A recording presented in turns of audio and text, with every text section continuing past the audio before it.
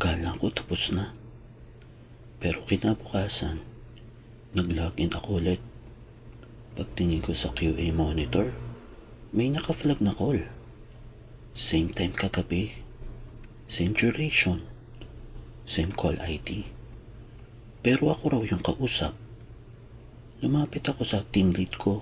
Sabi ko, TL, pakicheck po CCTV sa station ko. Pag-play niya, halos malaglag headset ko.